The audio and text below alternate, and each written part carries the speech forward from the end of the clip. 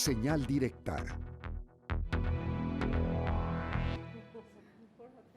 Hoy viernes 22 de marzo es el Día Mundial del Agua. Esto, bueno, pues evidentemente lo conocemos todos, hay grandes retos que se tienen que llegar a generar pues soluciones en Jalisco y en otras entidades también. Y bueno, pues están con nosotros y mucho agradecemos su presencia el coordinador del Observatorio Ciudadano para la Gestión Integral del Agua, Juan Guillermo Márquez, que está aquí ya junto a nosotros, y está la profesora del Departamento de Estudios del Agua y Energía del Centro Universitario de Tonalá, Aida Alejandra Guerrero León, que también está bienvenida. Buen día, buenos días a todos. Bueno, me gustaría comenzar con Aida Alejandra, pues un poco sobre en qué condiciones llega Jalisco a este día, con estas contradicciones de las autoridades de 50 años resuelto el problema del agua y luego diciéndoles no, este será el peor año en cuanto al acceso al agua para la entidad. Sí, buenos días, antes que nada a todos. Me da mucho gusto que tengamos que reflexionar el día de hoy sobre el tema del agua. Y sí, efectivamente tenemos una crisis hídrica dada en dos principios, una la escasez y otra la contaminación del agua en Jalisco. Esos problemas ya tenemos muchos años tratándola de resolver, tanto desde la parte académica como desde la parte política, la parte social. Sin embargo, creo yo que todavía tenemos una deuda histórica para poder recuperar tanto nuestros cuerpos de agua como garantizar el abastecimiento de agua para la ciudad. Entonces estamos, considero, en un problema muy grave que debemos de tener conciencia. No se ha resuelto ni el 20% de los problemas que se han diagnosticado desde muchos años por distintas instituciones. Se ha evidenciado el problema de calidad del agua, de los distintos cuerpos de agua, de ríos, de arroyos, de embalses, de presas, así como también la cantidad y disponibilidad de agua que hay en estos recursos hídricos. Entonces, si no tomamos medidas ya urgentes en estos problemas, vamos a seguir arrastrando por otro sexenio más o por otro proyecto político más estos temas, y nosotros, aquí el maestro, el ingeniero, hemos estado recurrentemente en foros hablando de las necesidades de cambiar nuestras políticas públicas. La gestión integral del agua no se ha visto reflejada desde que yo recuerdo, que tengo, que he estado trabajando en estos temas, no se ha visto propuestas integrales que lleven secuencia. O sea, llega un gobierno, establece algún tipo de política, alguna solución, se termina y se olvida, y luego se vuelve a tomar el tema. Entonces, si no llevamos esa secuencia de proyectos que no tenga que ver con los gobiernos, o sea, que tenga que ver con la subsistencia de un proyecto que requiere que a largo plazo se esté trabajando, pues estamos destinados a que pongamos en riesgo la vida de la población por la salud que representa el riesgo de tener agua contaminada y el problema que es propiamente la pérdida de la biodiversidad de los ecosistemas. Y entonces estamos entrampados en una crisis hídrica importante. Claro. Ingeniero, ¿cuáles son, podríamos considerar de fondo, las decisiones que no se han tomado y que nos han llevado a este momento? Bueno, el principal problema pues es que no se abandona el modelo de gestión de oferta. Hay una demanda, entonces el gobierno asume la obligación de ofertar el agua que se está demandando. Entonces eso es un método, una forma opuesta a lo que es una gestión integral del agua, ¿verdad? Porque su base es la mera construcción de obras que abastezcan la demanda que se está teniendo. Entonces, mientras no se abandone, es difícil que cambien las cosas, ¿verdad? Si seguimos haciendo lo mismo, pero etiquetando con nombre muy rimbombante, como integral, cuando no corresponde, las cosas no van a cambiar, o sea, definitivamente. Y bueno, también una de las razones por la que no cambia esto es la falta de involucramiento de la sociedad de manera organizada.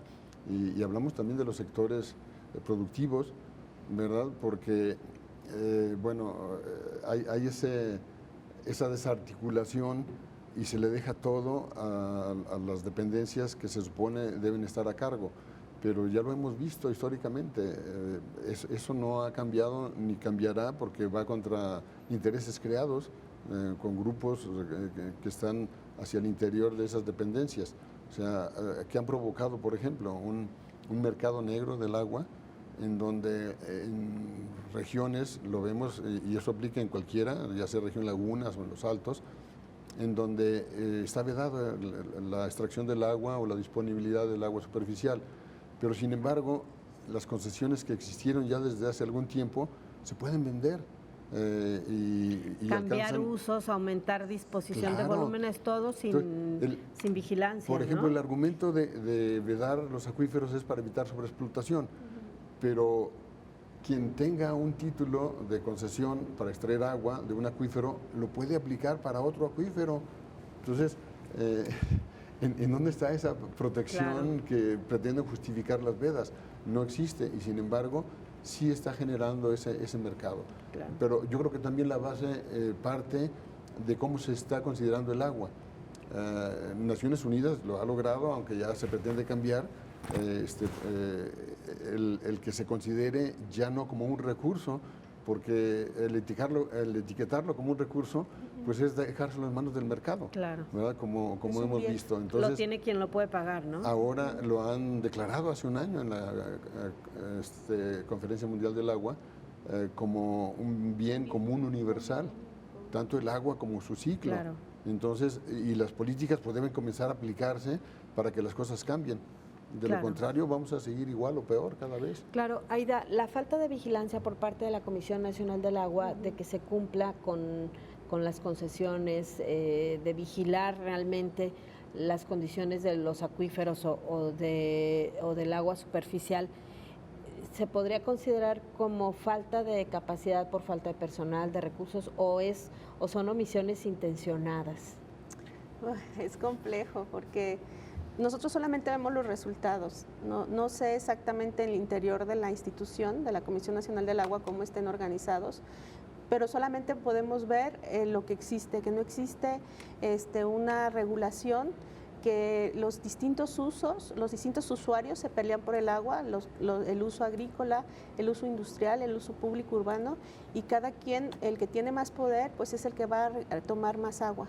Y entonces las concesiones, si bien obviamente están en el registro federal de derechos del agua, ahí donde están todos los que tienen sus derechos, sus concesiones, pues obviamente vemos que ya hay niveles de sobreexplotación en algunas partes, en algunos acuíferos, pero también no tenemos un monitoreo que nos diga con claridad en qué regiones y cómo está, cuál es la calidad del agua, cuál es el nivel que tiene de disponibilidad del agua los acuíferos. Si bien hay una información de los acuíferos más importantes sobre la disponibilidad del agua, pero no tenemos más información en otras regiones, algunos pozos, los pozos profundos que se hacen, los pozos de abastecimiento, los pozos artesanales, los pozos que hace todo mundo para poder abastecerse. Entonces, todo esto son omisiones muy grandes porque no se hace un registro muy pertinente. Entonces, sí hay demasiada irregularidad. Claro, que ustedes lo encontraron hace poco, ingeniero, el tema de la disponibilidad de agua en los acuíferos y cómo las mediciones en realidad no se actualizan, sino se basan en elementos fijos y bueno, entonces no sabemos en realidad cuánta agua hay en el subsuelo, ¿no? Sí, es sorprendente cómo un elemento tan variable como es la recarga media anual de los acuíferos lo consideran como una constante. Por más de 20 años lo han estado utilizando, entonces pues eso nos deja ciegas totalmente. Claro, decía Arturo Glisson, es como si tienes una cuenta de banco y le sacas y nunca ves tu saldo, ¿no? Así es, entonces, pues bueno, eso genera conflictos, obviamente.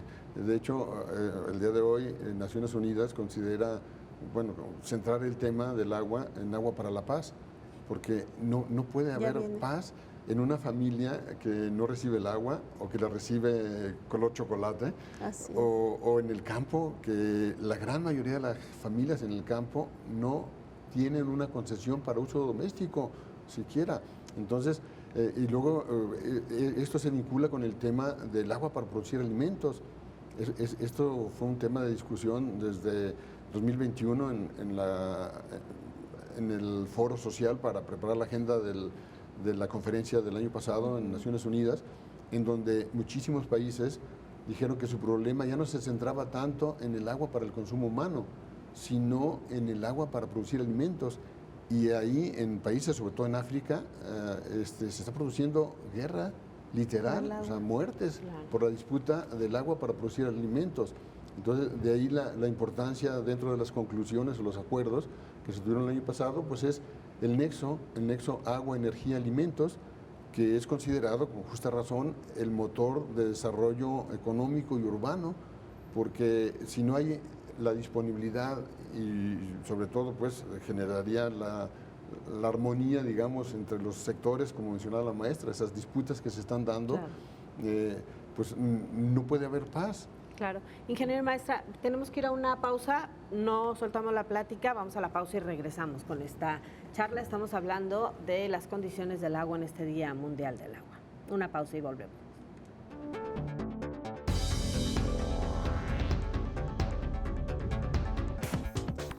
Bueno, retomamos el tema del agua y la escasez que finalmente se generan en las diversas temporadas. Yo quisiera conocer si ustedes han seguido lo que han hecho algunas instituciones, asociaciones civiles enfocadas a un proyecto que se llama Nidos de Agua, que en la época de lluvia, que a veces son muy fuertes las lluvias aquí en Jalisco y especialmente en Guadalajara, que tienen pues son unos nidos de agua que pueden ir generando tener la opción, y además es agua prácticamente limpia. ¿Qué tanto consideran ustedes, si esto se multiplicara, qué tanto serviría para poder resolver el problema? Bueno, el impacto es bajo, no es malo definitivamente, pero el impacto es bajo. ¿Por qué no se siguen modelos de manera completa? Por ejemplo, en el caso de Seúl, en Corea del Sur, en donde existen complejos habitacionales e industriales que se abastecen totalmente de agua de lluvia. Entonces pasan de tener una especie de tinaco, digamos, un pequeño almacén que les dura una semana o dos, dependiendo de la frecuencia de lluvia, a tener almacenes de mayor tamaño, digamos, grandes aljibes que les permite abastecer durante todo el año con el agua que captaron de la lluvia. Entonces, yo creo que el paso debe ir más allá. O sea, eso tiene más bien como un tinte político, ¿no? Definitivamente sí ayuda, pero es mínimo el impacto que tiene con relación al reto que se encuentra, pues, del abastecimiento en las zonas urbanas. Entonces, yo creo que ahí debe pasar, sin dejar el programa, a transformar los vasos reguladores en vasos almacenadores y que se dé el tratamiento que requiera el agua, dependiendo de la calidad, se recupere la red. Eso conjuntamente con la recarga de acuíferos. Se debe retomar lo que se dejó en un tiempo de parte de obras públicas municipales en los municipios del área metropolitana, la construcción de pozos de absorción. Eso. Que casi están prohibidos, ¿no? Sí, pero es que es increíble el por qué. Un tiempo estuvimos en un departamento donde contábamos viviendo con un pozo de absorción y funcionan excelente. Claro.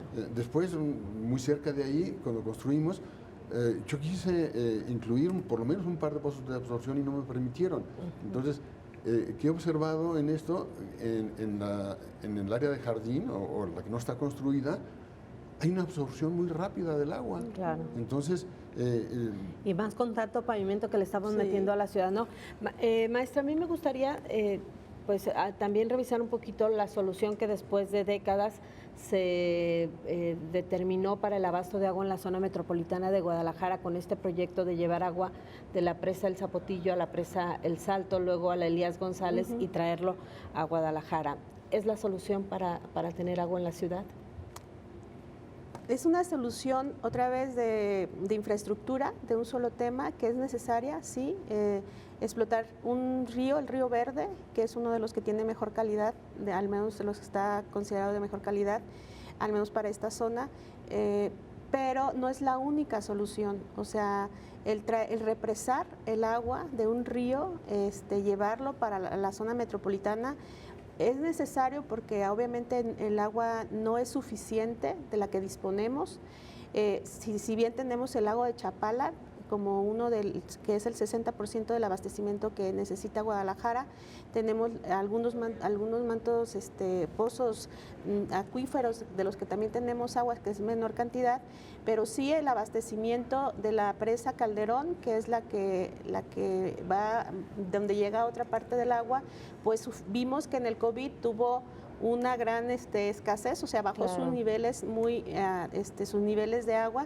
Esto orilló, obviamente, a que se tuvieran una política de llenado, en este caso a través del Río Verde. Entonces el agua que ya venía de Zapotillo, que una vez que aquí el ingeniero es experto en todo el tema del Zapotillo, pues llega ahorita el primer metro cúbico de agua que ya llega a Guadalajara, que ya lo acaba de mencionar nuestro gobernador hace más de un mes que lo dijo y lo inauguraron. Sí, o sea, sí se necesita el agua, pero no es la única solución.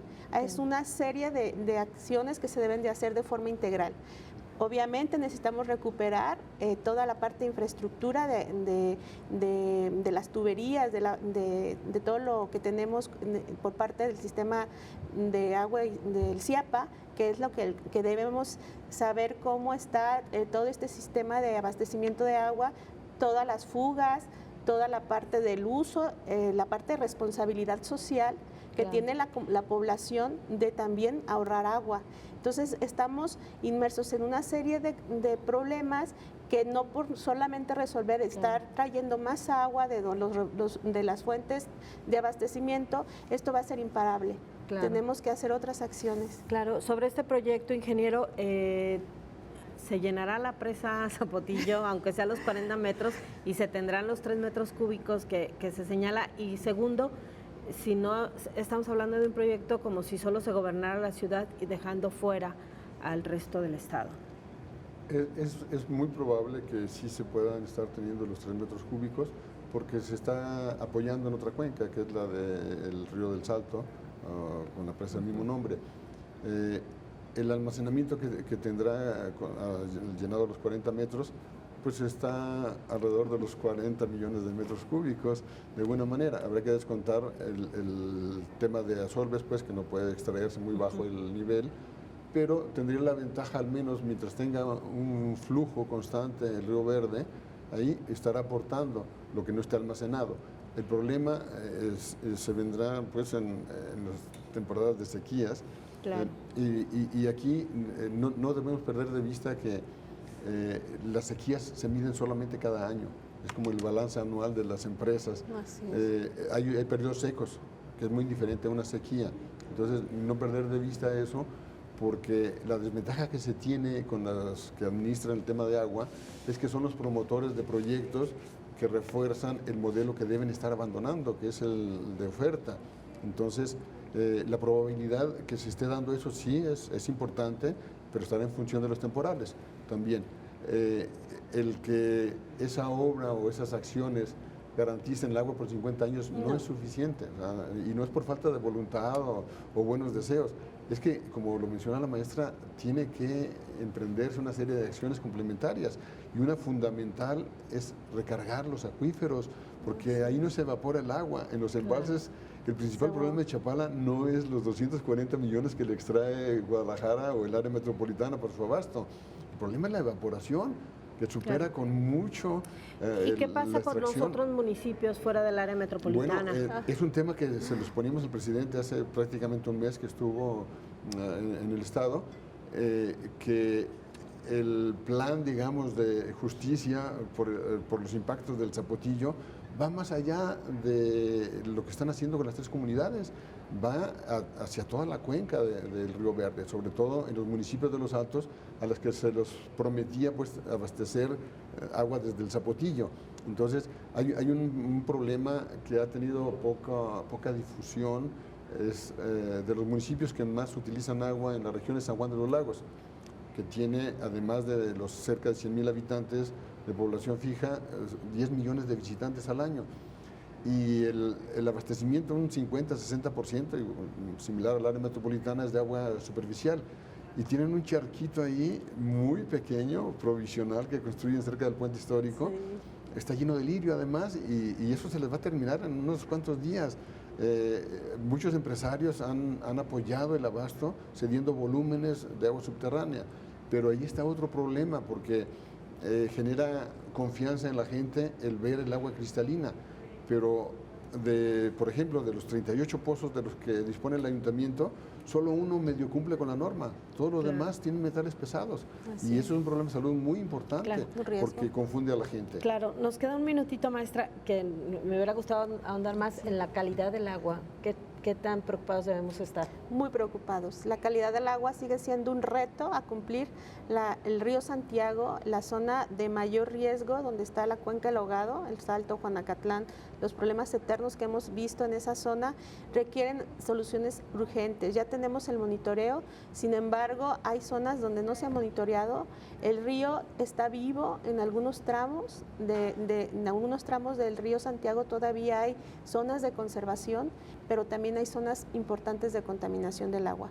Los metales pesados siguen siendo un problema, los contaminantes emergentes que tampoco están en la norma, la toxicidad que ahora la norma, la 01 ya modificó al menos algunos parámetros para que sean visibles, como el tema de la toxicidad, algunos otros parámetros. Sin embargo, todavía hay un reto, no tenemos laboratorios, no tenemos una red de laboratorios, claro, porque son obviamente los que tiene la misma institución, pero falta personal, falta más monitoreo en algunos otros ríos, en algunas otras en otros embalses.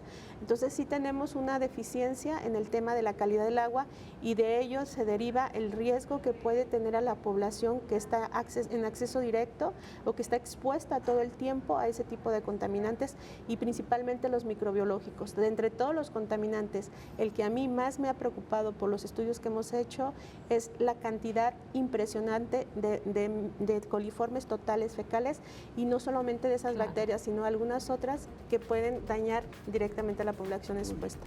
Muy bien, muchas gracias. Muchas gracias. Al contrario, gracias a ustedes. Gracias, sí, gracias a los dos. Es el ingeniero Juan Guillermo Márquez, coordinador del Observatorio Ciudadano para la Gestión Integral del Agua, y la maestra Aida Alejandra Guerrero León, profesora del Departamento de Estudios de Agua y Energía en el Centro Universitario de Tonalá.